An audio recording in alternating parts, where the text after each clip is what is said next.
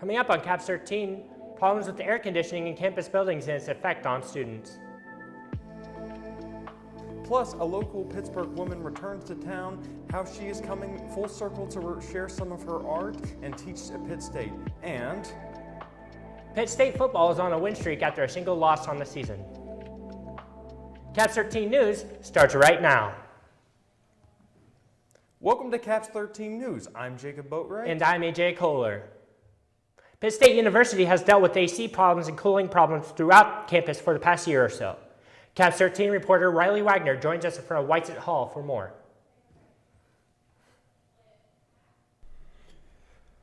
The PSU campus has had to do some big projects over the past year. These projects may be needed maintenance, but these projects have affected major buildings on our campus, some of which have yet to be fixed. Whitesett Hall is still without air conditioning and is expected to be without it for the rest of the semester. The faculty and students have to do some things like using fans and mobile AC units to stay cool. I'm in class here, it's around like noonish to 3 o'clock, so it's like the hottest day, hardest part of the day. So I'm sweating. My teacher's dripping sweat a lot too.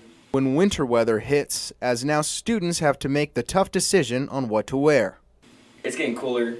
It's coming fall, I don't wear pants. It's kind of cold outside. The wind's really hitting me. But I can't because I come here and I'm sweating too much. No AC in Whitesett means it affects things like the broadcast studio in classroom 123, as well as other things like the Collegio. Other than Whitesett, other buildings have been without AC as well, like Heckert Wells Hall and the Weed Building. The Weed Building actually underwent a massive HVAC replacement project during the summer. Because of this, all offices in the Weed Building had to be moved to other places on campus, making some things a little inconvenient. Yeah, so at the beginning of the summer, not having our offices up in the Weed was pretty tough. Not having a centralized location to meet, so we'd have to either meet at the Bicknell or we'd have to do stuff in the stadium locker room, which that doesn't have heating and air either. So just kind of sweating like crazy. All employees with offices in the Weed are pleased with the outcome of the massive project. Now it's nice to be able to breathe because you have AC. With one project down, we wait and see when and where the next one will take place.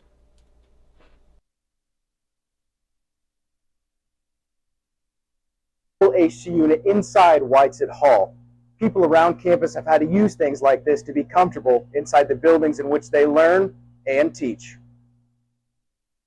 Pittsburgh campus has needed and had some maintenance work done, keeping some of campus and those on campus happy while stumbling around in the heat. Massive projects create inconvenience and time. Pitt State offers online chat rooms that can connect students to faculty in many different departments. The chat's purpose is to make communication easily accessible to students under different circumstances. Positive, I think it is quick. We're all very used to just picking up a phone and texting to get responses to things, so that helps with that. Negative, it's kind of hard to solve some of the more difficult technical problems through a chat session. So sometimes we're just not going to be able to help.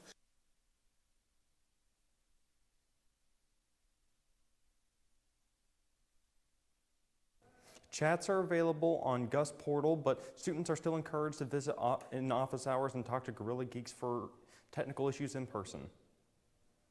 Students had an opportunity to improve their manners on campus. CAPS 13 reporter Mitch Adams joins us live in studio with details. Thank you, AJ. The Office of Career Development hosted an etiquette dinner for Pitt State students last week.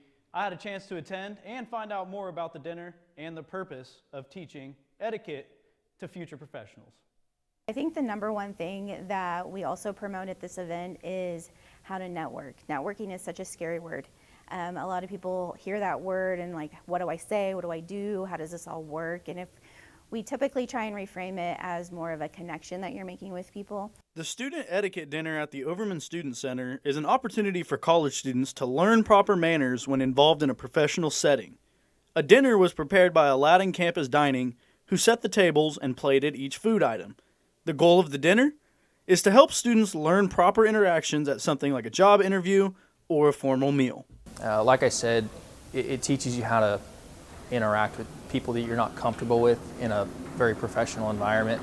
And our generation, I mean, we interact with most people on the phone or through a screen, and we've kind of lost that touch, being able to just naturally converse with somebody. So I think this is important because it brings that back home, and it really instills in individuals like, okay, I need to know how to walk up to somebody, how to behave in front of somebody in a professional environment. Lessons over handshakes and proper introduction, as well as table setting and ways to be more proper while eating, were all covered on the agenda.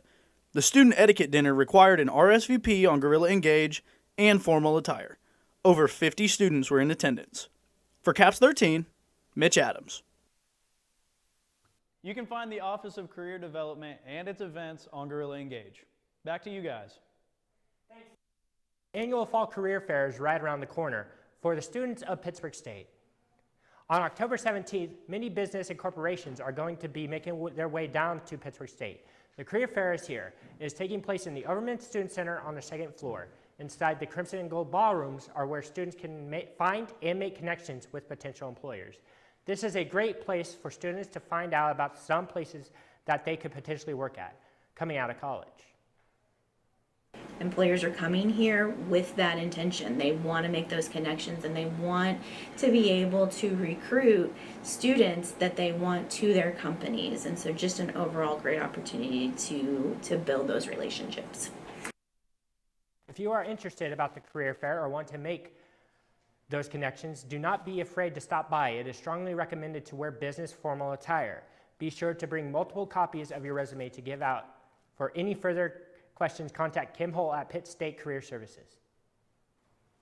Pittsburg State is doing its semester-long set of academic success workshops. This program, ran by graduate students and staff, aims to give vital help and tips to students who are entering the workforce. We now go down to the PSU AX Library for the story. Here at the AX Library stands the new Student Success Center. Students can get help with a variety of topics that will aid them in the future as their careers continue. They perform these workshops bi-weekly over concepts like citing sources, job interviews, creating effective resumes, and so much more. We exist to help provide additional resources for our students. We have a classroom in room 115. The workshops that we have throughout the semester are either facilitated by myself or we also have some graduate teaching assistants. According to the National Library of Medicine, stress is one of the top 6 leading causes of death in the United States. This makes the upcoming stress management workshop very important to all employees and students. We spoke to the grad student host of the event for details. We really bounce off of what the people that come in are worried about specifically, so it's very conversation-based.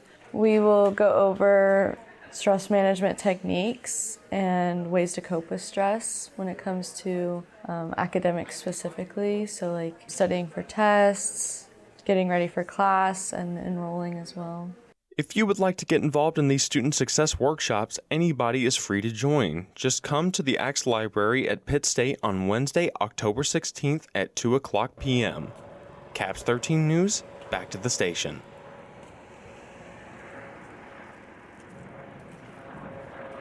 Up next on CAPS 13, a bluegrass festival in Carl Junction, Missouri. We'll have more on that story after the break.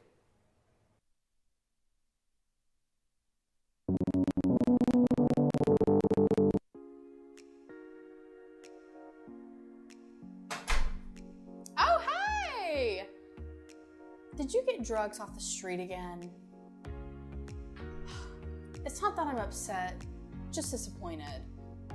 But I'm more concerned about your safety. Are you at least gonna get your drugs tested for fentanyl? What? Do you know how dangerous that can be? Here, say this chocolate chip cookie is the drugs that you got.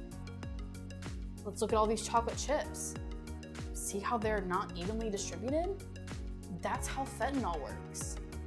Anytime you get drugs, make sure you test all the areas to see if there's fentanyl. You never know what chips could be hiding.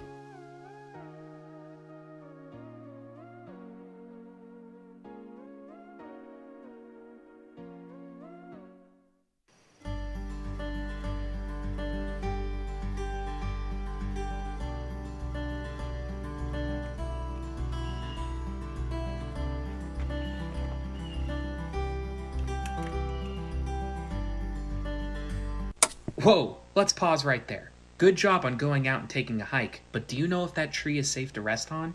The main problem with this image here is this vine. How can you tell if it's poison ivy? Poison ivy is number 1 on our list of plants to avoid because it contains a resin that can induce an unpleasant skin rash if you touch it. Poison ivy you see here in Kansas will grow on a vine climbing up trees. The best way to tell if a plant is poison ivy is if it has 3 leaves. Remember the saying, leaves of 3, let it be. If you come into contact with poison ivy, the best way to avoid symptoms is to wash with soap and water thoroughly. Currently, we're running events Wednesday through Saturday. Thousands of bluegrass fans flocked to Southwest Missouri this past month for one of the area's most anticipated events of the season. The Carl Junction Bluegrass Festival was in full swing on September 28th at Center Creek Park. Hosted by the area's Chamber of Commerce, it featured a long list of attractions with bounce houses, face painting for the kids, a car smash, and even a wine and beer garden. Sponsored by Gringo's Catering, planning the event took 9 months. Visitors from around the 4 states paid no cost for stopping in or checking out at any of the 22 trucks, around 100 vendors, and lineup of 9 local bands. Lead director of the event, Nick Howard, spoke on its impact and the connections they are building with the community. Probably my favorite part is seeing the entire community come together. People from all over the 4 states come to this one festival. So seeing the community is about 8,500 people. When we do this one-day festival, we bring about 15,000 people into town. So it's a huge impact on the community. Then by ruffling away a free guitar. Following the live entertainment, Vert's Dispensary, the main sponsor for this year's festival, was busy after setting up the popular cornhole game near their tent, right in the center of the venue. Howard says the Chamber takes great pride in ensuring that its event is welcoming, accessible, and enjoyable for everyone. On the Pitt State campus, local art students and connoisseurs are always checking and stopping by new art displays. Caps 13's Zach Shelby went to Porter Hall to learn more about one recent exhibit. Students, faculty, and locals gathered for a special showcase at Porter Hall featuring young artist and teacher Erin De La Sega to hear her discussing her experiences growing up in Pittsburgh and artworks from when she was a student. After getting her master's in fine arts out of state, she explained what it means to be sharing and teaching art back in her hometown. I have been working in Ohio, Athens, Ohio, for the last 3 years while I worked on my MFA. But right now I'm working here in Pittsburgh. I'm teaching a few classes here at Pitt State, painting and drawing. So it's very important to me. I grew up here my whole life until I went off to college when I was 18. So being able to bring back some work that I made during my graduate experience, getting my MFA, has been really important. A lot of the skills that I used while making this work really impacted the whole process of making the work. So it's really awesome to be able to bring it back to, the place I'm from.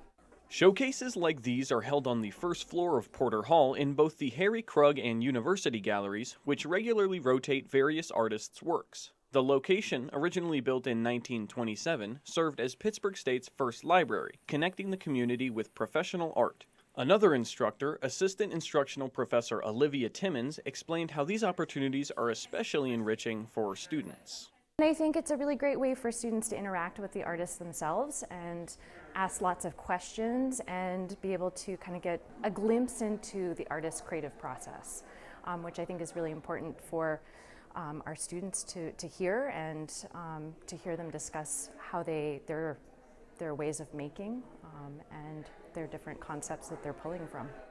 A separate gallery on the second floor is for displaying student and community projects, meaning anyone can access and potentially have featured art. Often guest artists will come to classrooms and speak to students or give lectures. You can visit Porter Hall during its business hours or visit pittstate.edu to find out more. And for Caps 13, I'm Zach Shelby.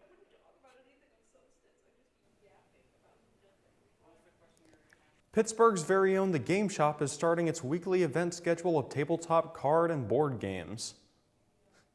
The Game Shop in Pittsburgh is a one-stop shop for all things board games. For several nights of the week, employees and locals host game nights here. Whether it's for hobbies, competition, or fun, all are welcome. We spoke to one of the event hosts for details. Currently, we're running events Wednesday through Saturday. Normally 5:30 in the evening Currently, we run Lorcana, Flesh and Blood, board games, and then Magic the Gathering.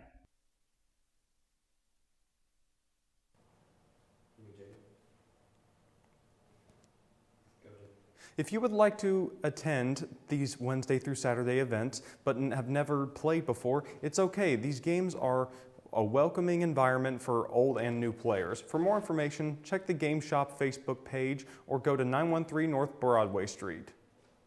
Coming up on Caps 13, Pittsburg State football on a hot streak with only one recorded loss on the season. We'll have that story and more after the break. Choking can happen anywhere, anytime. If someone can't speak, cough, or breathe, you need to act fast. The Heimlich maneuver could save a life. Stand behind the person, wrap your arms around their waist, and make a fist with one hand. Place it just above their belly button, grasp it with your other hand, and give quick upward thrusts. Continue until the object is expelled or they can breathe again. Remember, every second counts. Learn the Heimlich maneuver today. You could be a hero.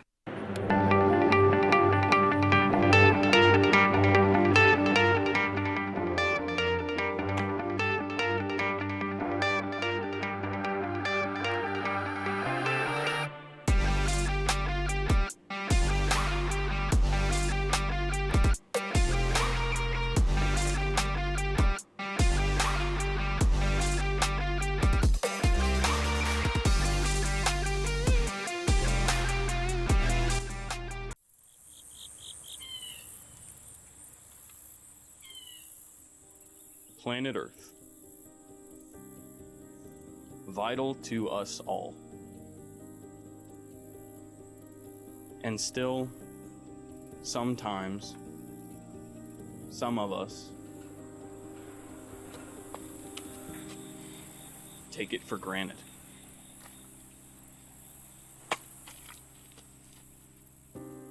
But how much can we ignore? How much can we overlook before it's too much or before it's too late? Your choice matters. A lot of little efforts have a big impact.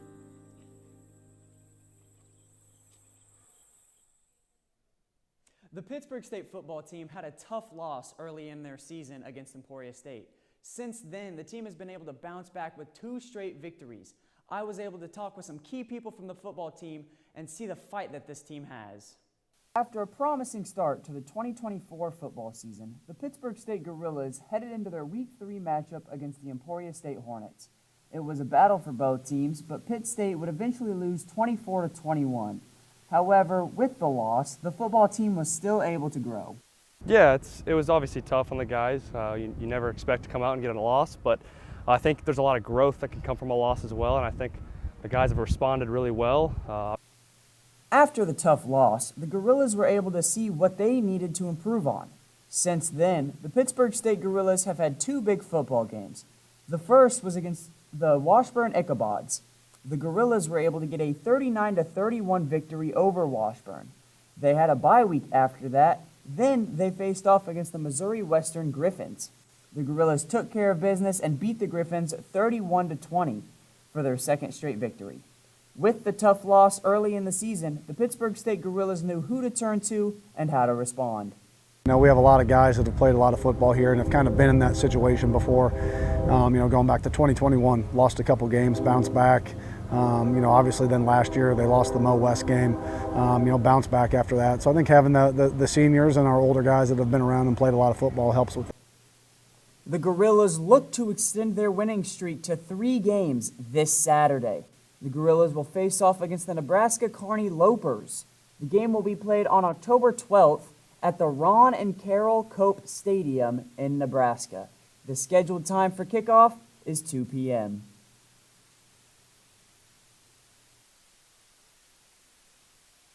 The Pittsburg State football team hopes to see their fans as they extend their winning streak to 3 games.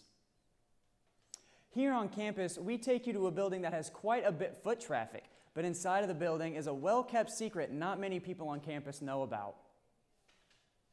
The Weed Building is the athletic building on the PSU campus. It also connects to the Plaster Center. The building is home to things like John Lance Arena and the sports medicine offices. All athletes come to the Weed for day-to-day things like treatment, meetings, and practice. What these athletes and coaches might not know is what the building is essentially built around. Right in the center of the building is a massive, multi-thousand-gallon pool that is drained. The pool is unfortunately no longer in use. The pool was officially closed right around the time of COVID-19 pandemic due to the lack of students' use as well as structural failure. There's also some leaks down in the basement where the pool is, like the cracks and everything. It's kind of painful just to pay for that. So we stopped and emptied the pool. The pool was used for things like recovery of workouts for players that are part of sports teams here at Pitt State, as well as open swim times. Now, no longer in use, the massive room sits in the middle of the Weed Building, in between locker rooms and offices. The room now is used mostly for storage space as a random assortment of things fill the room that was once filled with water.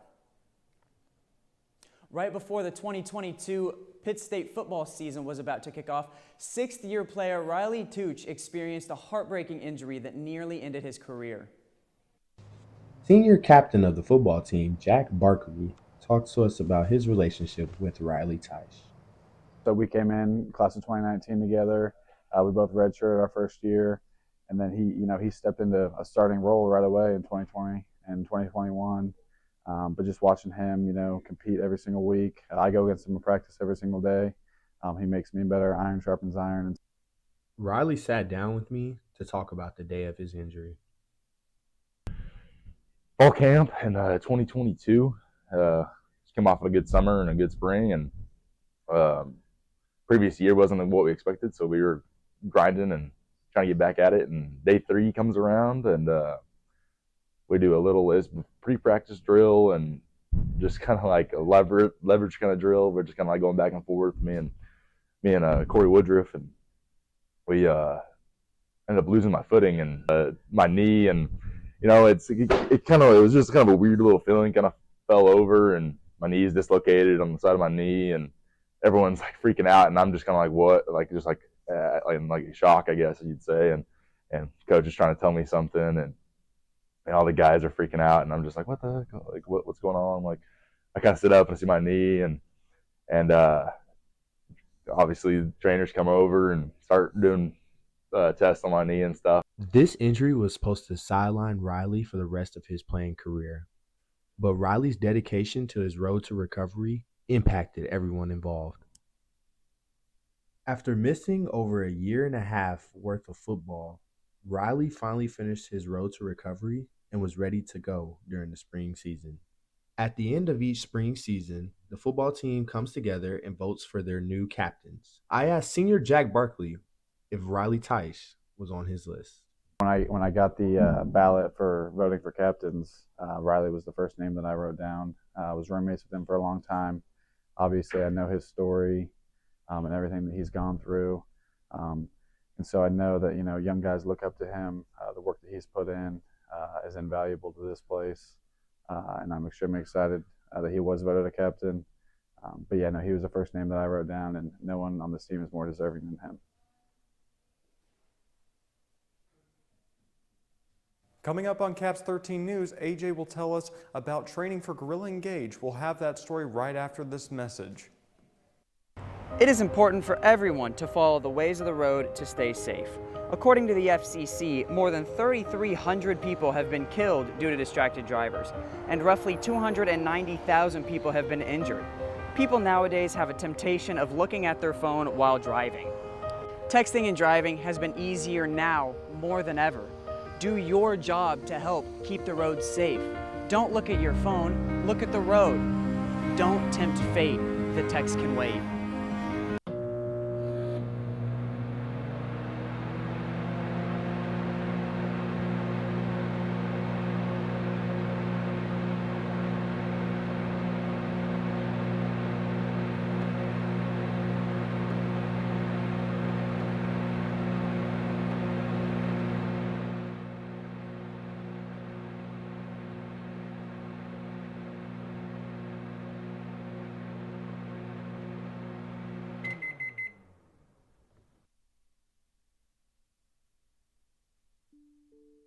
If you live in a small town, there's a big chance that there's some sort of publication or broadcast group that presents local news.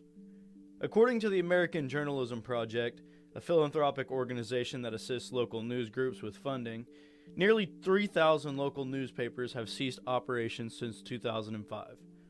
It's essential to make information easily accessible to the public. Southeast Kansas has a strong history in rural journalism. Find a way to help support it.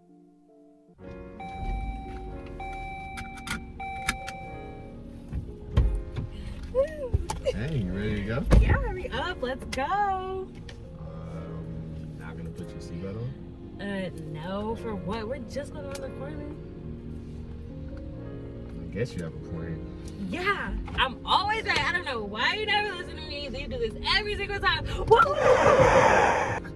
Being buckled up during a crash helps keep you safe inside your vehicle. The Campus Activity Center held a training for Gorilla Engage. Not every student knows how to use it and what it can do. I attended this meeting to show you what Gorilla Engage can do for your student organization or for other people wanting to join. Gorilla Engage is the way student organizations interact with students on and off campus, and vice versa. The app's features allow quick searches of upcoming events and allows for students to join organizations. However, the training was an invitation to all student organizations to show how Gorilla Engage can help their organizations. So Gorilla Engage is really amazing on keeping me up to date because I have a lot of things happening. So just having that reference page going like, okay, this is what this event is, this is what's happening, this is what they're doing, this is when it is and where it's at. So being able to go to one platform and see different organizations and knowing what's happening, when it's happening, and just what they're about is really cool and fascinating. While the system is really easy to use, not all students know what features they can use to help their club. I feel like students' biggest issue with the system isn't actually the system itself. I feel like people just really need to take time just to deep dive into Gorilla Engage. Some features students may not know about include elections, where anybody in your student organization can vote for candidates in the club's upcoming election. I think that most students don't really actively use Engage. Do I think that is something that you have to use and something that's beneficial for your college experience? I do think so. I think that it should be used more often. I think people say that they don't use it, but more in reality, they are using it more times than they think. They just aren't noticing that it's from Gorilla Engage when they get those little emails about events. I'm AJ Kohler reporting with Caps 13 News, signing off.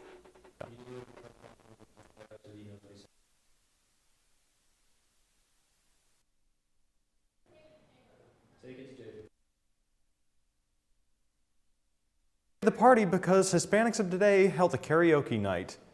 The event, which is located in the UV Club at the basement of the Overman Student Center, performed some songs, including Tequila by the Champs, 9 to 5 by Dolly Parton, and Kiss by Doja Cat.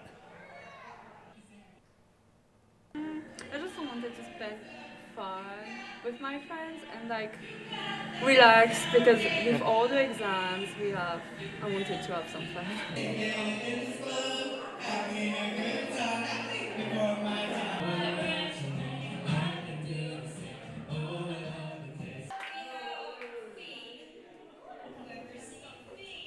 HOT will also be hosting a dance night tonight in Ballroom B at 6:30. Thank you for joining us. I'm AJ Kohler. And I'm Jacob Boatwright. From all of us here at Caps 13, thank you for letting us be part of your evening and have a wonderful night. We will see you next time.